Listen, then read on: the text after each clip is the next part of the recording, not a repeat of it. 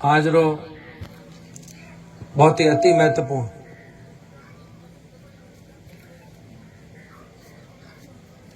उच्च माध्यमिक विद्यालय जेतेश्वर धाम आवासीय विद्यालय बहुत ही शानदार विद्यालय है, अच्छी व्यवस्था है। अभी आप और हम सब प्रिंसिपल साहब से पूरी प्रोग्रेस रिपोर्ट भी सुन रहे थे। आज के इस कार्यक्रम में अपन सबको आशीर्वाद देने के लिए पधारे हुए संतजन, परसराम जी बाप जी, पधारोड़ा सभी जनप्रतिनिधिगण, रायका समाज रा बहुत ही पुराना हमारे पिताजी रा मित्र मेरो जी और पधारोड़ा सभी जनप्रतिनिधिगण, डिप्टी साहब, मंडल अध्यक्ष, सभी सरपंचगण, कई ठाकुर जी, प्रभु जी, छोक जी, भादो जी, भरत जी और सभी पधारोड़ा के पत्रकार बंधु, गांव का सभी बुजुर्ग, मौजीज, युवा साथी, माताएं बहनें और पूरे आवासीय स्कूल के पूरे राजस्थान प्रदेश के अलग अलग जगह से आए हुए बच्चे और उनको पढ़ाने वाले सभी अध्यापकगण जो अलग अलग स्कूलों से आज यहाँ पर इस कार्यक्रम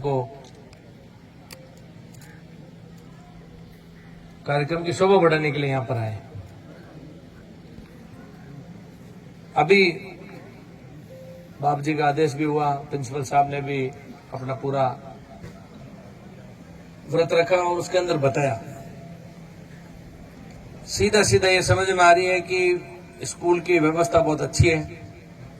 बच्चे फर्स्ट डिवीजन से पास हो रहे हैं। जो अभी तक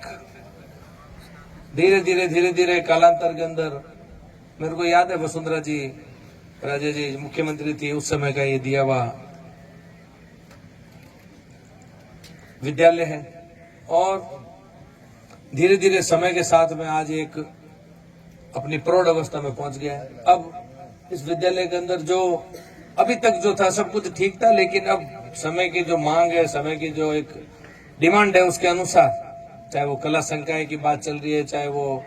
अभी गीत के मार्फत जल की डिमांड चल रही है, वो सभी आवश्यकता है। और इतना बता सकता हूं कि बजट तो खैर अभी कुछ घंटे बाद में आने वाला है, लेकिन आने वाले समय में जो जो आपने सोचा वो सब कुछ जेतेश्वर भगवान के आशीर्वाद से, उनकी कृपा से, बाप जी के आदेश से,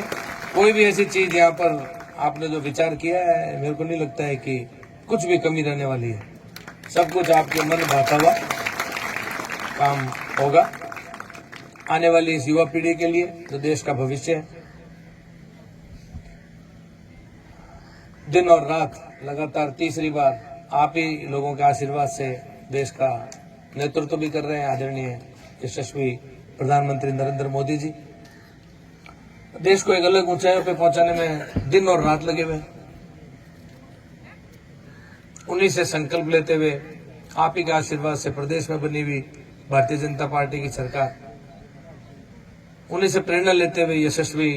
मुख्यमंत्री आदरणीय भजनलाल जी शर्मा भी दिन और रात प्रदेश की जनता के लिए, एक प्रदेश को नई दिशा में पहुंचाने के लिए, आने वाली इस पीढ़ी के लिए, युवा पीढ़ी के लिए, उनके भविष्य को ध्यान में रखते हुए अलग अलग दिशा में जो कार्य कर रहे हैं। विकसित राजस्थान, विकसित भारत, इस दिशा के अंदर आज जो अपना देश बढ़ चुका है, आप और हम सबको सिर्फ मात्र अपने नेताओं के आह्वान से कि विकसित भारत बनाना है वो संभव नहीं होगा।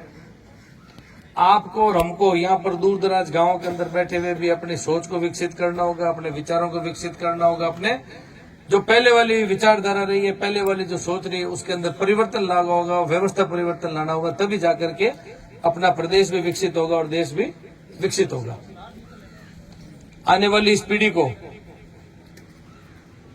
ये जो आज अभी तक जिस कालखंड के अंदर अपन चल रहे हैं, अभी तक अपने को ऐसे कार्यक्रम रख करके और महत्वपूर्ण कार्यों की डिमांड करनी पड़ती है। विकसित का मतलब होता है कि जब सब डिमांड खत्म हो जाती है, तो अपने को ये सब डिमांडें करना खत्म हो जाए, वैसी स्थिति बन जाए, जल्दी से जल्दी अपन आने वाले एक छोटे से लक्ष्य प्रधानमंत्री जी ने दिया है 2047 विकसित भारत का। 2 साल निकल चुके हैं, तो अपने को बहुत कम समय के अंदर बहुत कुछ करने की आवश्यकता है। और मैं उम्मीद नहीं, आशा नहीं, एक भरोसे के साथ आपको ये बात कह सकता हूं कि आने वाले समय में सरकार बहुत डबल इंजन की सरकार बहुत ताकत से, बहुत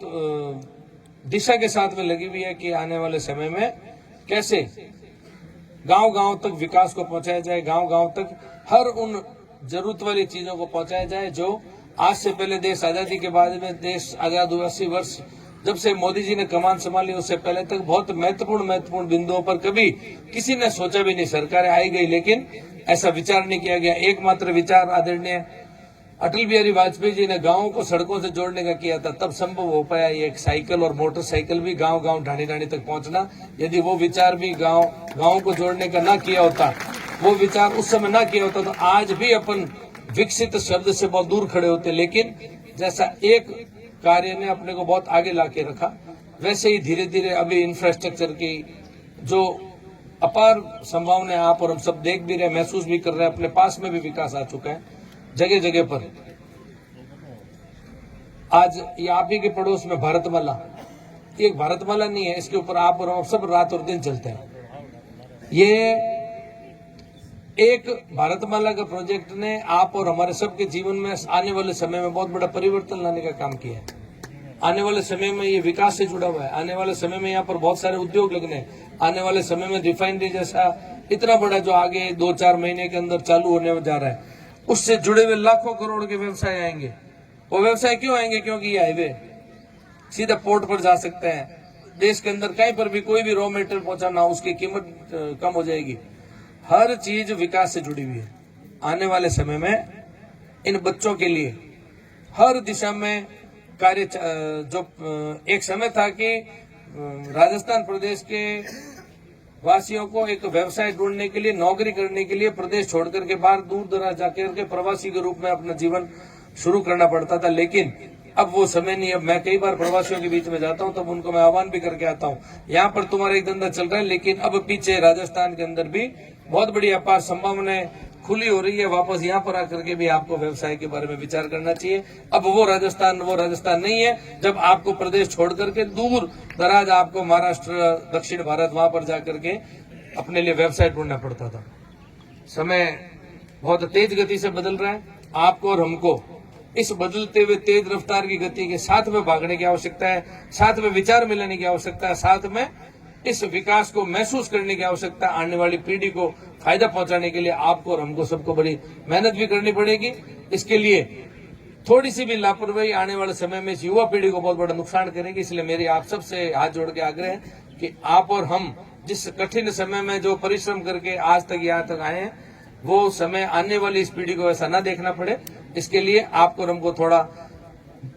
अपने मारवाड़ी में जो जागतो और ताकतो रहना पड़ेगा।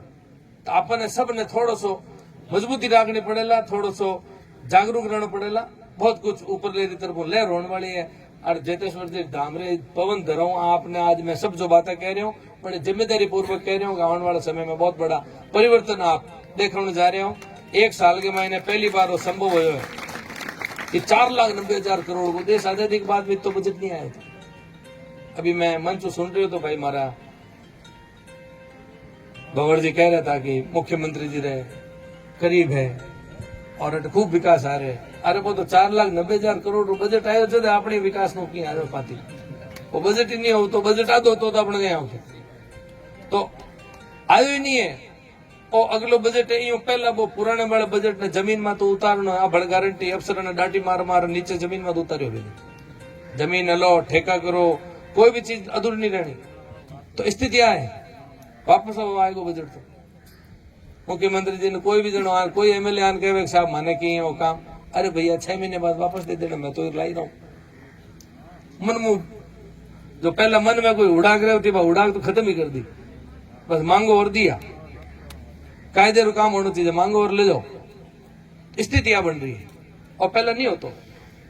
याद करो आप और मैं, कई बुजुर्ग लोग बैठा है पोते वाला सापालन में, याद बनाने चाहूं समय वो भी जिन दिन नेता लोगों मांगता साग मारे हड़क अरे के चोर चोरी कर हड़क चढ़ जाए पकड़ू मारी ए बता आवती भला अरे सागे लट्टू लाइट अरे के चांद नो कर तू ढाणी बता दे चोरा ने बजट ही नहीं हो बाता कर छूटता नहीं तो और क्या करता अब बजट है हाँ तो आ स्थिति है नेता के देवे कटू पैसो तो ऊपर बोके जो मकान के माथे पानी री टंकी होगी में पानी हो जाए नीचे टूटी में आवे ऊपर टंकी में एयर लीवड़ी नीचे एयर ही आवती ना बे बाता थतो बा देवता लेकिन धीरे धीरे परिस्थिति बदल रही है देश की भी स्थिति बदल रही है प्रदेश की भी बदल रही है और जो लाडली सरकार पूर्ववर्ती सरकार की तरफ भाई थोड़ा पटकोड़ा बिना थोड़ा ने कवर करते हुए आगे बढ़ने का प्रयास कर रहे हैं आप लोगों का आशीर्वाद आप लोगों की मेहरबानी है बहुत अच्छे तरीके से सरकार काम करने का प्रयास कर रही है और आपने किन तरीके से विकास ज्यादा तरीके से जोड़े जा सके आती बात में आपने कह सकूं ज्यादा तो अब आप सब घर लोग हेठ बैठा कोई आपने और माने कोई अड़ी नई बात तो करनी नहीं है ज्यादा बात आप करिया नहीं करा लेकिन बाप जी का जो आदेश है मैं तो बाप जी ने हमारे कान में कहे मैं कहो साल भर क्यों खराब करो पहले क्या होता दोबारा तक हो जाओ तो बाप जी के पहला होड़े जमे पे क्या होता तो बाप जी हमें थोड़ी गाड़ी जमी है तो आप आदेश करियो तो आप आदेश से पूरी पालना भी करा मैं और कोई चीज री मांग तरफ हूँ कमी नहीं रखला मारो प्रयास भी रहेला और काम ने संभव करा इन टाइप की कोशिश करेला क्योंकि आपने अब ध्यान आप आगे ले चुके हूँ आप लोग सब सोच रहे हो मारो भाषण तो जल्दी क्यों कर रहे हो केंद्रीय कृषि मंत्री भागीरथ जी चौधरी गुड़ा मलनी में भी आज एक कार्यक्रम रख लिया टाइम हागो बैठ गयो आपरे बीच में अबार हमीर सिंह जी भायल साहब सिवाना विधायक साहब आ रहे हैं अपने ओटाराम जी देवासी साहब मंत्री मोदी भी रस्ते में वे भी पधार रहे हैं तो आप कार्यक्रम तो रहे कंटिन्यू कोई भी तरह की कमी नहीं रखनी लेकिन मारू जो मारे लायक आदेश हो वो आपने मैं हुना दियो बाप जी आदेश दे दियो और आप लोग अगर मन दर्शन होगा तो आप लोग बड़े निश्चिंत तरीके हो हमारे भाषण खत्म हुए बाद में कार्यक्रम चलेला आप लोग सब अटी बेरोजगार रोला मैं तो आपको छुट्टी लेने निकलूंगा क्योंकि मंत्री महोदय ने थोड़ा मने अपने विधानसभा क्षेत्र में तो अपने मान सम्मान अपना मेहमान भी है बट बाजरा अनुसंधान केंद्र हम बाजरे वाली बात भी देखो